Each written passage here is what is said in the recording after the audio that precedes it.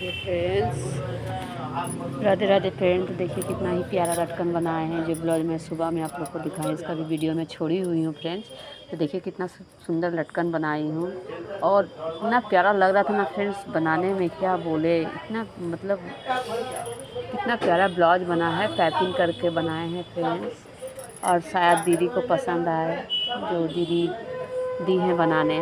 आप लोग ये ऐसा ब्लाउज बनाने का कितना चार्ज लेते हैं फ्रेंड्स, तो ज़रूर कमेंट में बताएं। देखिए मैंने साड़ी में भी फॉल्स पिको कर लिए हैं, और बहुत ही प्यारा कपड़ा था फ्रेंड, जिससे मैंने एकदम क्या बोले, बहुत ही प्यारा साड़ी है, एकदम हल्का कलर में।